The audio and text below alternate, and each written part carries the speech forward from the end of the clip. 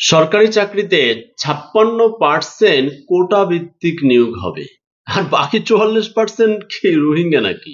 ব্যাপারটা এমন হয়ে দাঁড়িয়েছে, কোটা কোটা কোটা কোটা।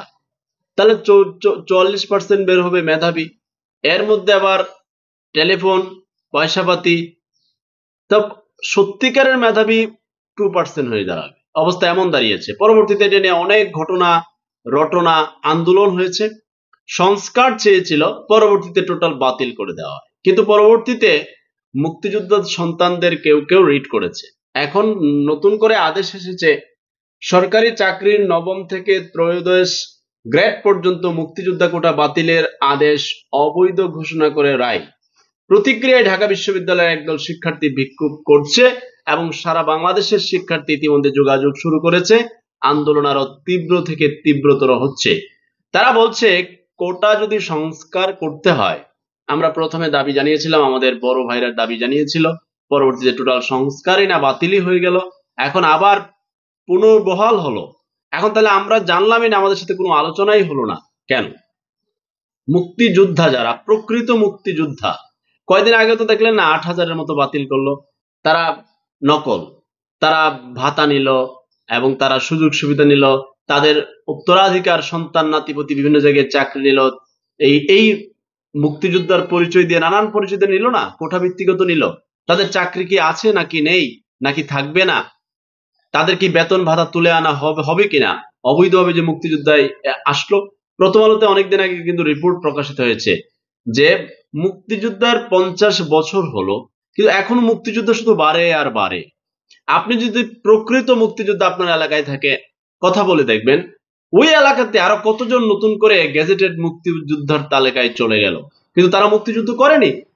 প্রকৃত মুক্তিযোদ্ধার তালিকা এখন পর্যন্ত ক্লিয়ারেন্স হয়নি, যার কারণে অবৈধভাবে অনেকে মুক্তিযোদ্ধার তালিকায় নাম লেখাচ্ছে তার উত্তরাধিকার ছেলে সন্তান নাতিপুতিদেরকে এই রাষ্ট্রে বিশেষ সুবিধায় চাকরি দেওয়ার জন্য ওই কোটার ক্ষেত্রে, যার কারণে অবৈধ মুক্তিযোদ্ধা হওয়ার তালিকায় তারা চলে আসতেছে। কারণ মাস শেষে তারা 20 থেকে 30,000 টাকা ভাতা পাবে, তার সন্তানরা সুযোগ সুবিধা পাবে, তার নাতিপুতিরা সুযোগ সুবিধা পাবে।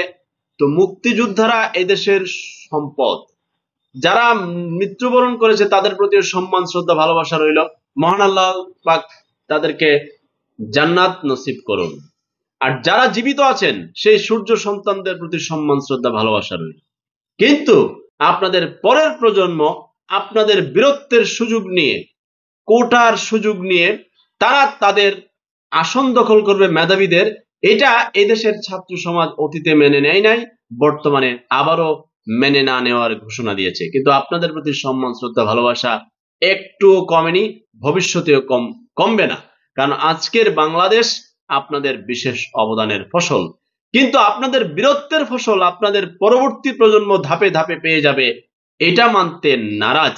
আপনার বীরত্বের রক্ত আপনার সন্তানের শরীরে বহন করছে, সেও তার মেধার বীরত্ব দেখিয়ে সরকারি আসন সহ, চাকরির আসন সহ সফলতার আসনে অধিষ্ঠিত হোক। কিন্তু আপনার পূর্বের বীরত্বের সেই ফসল সে বহন করে সুবিধা পেয়ে যাবে, এটা নিশ্চয়ই আপনিও চান না। আপনিও তো, আপনার ত্যাগ ছিল, তেজ ছিল, বীরত্ব ছিল, সাহস ছিল, আপনি দেশের জন্য লড়াই করেছেন।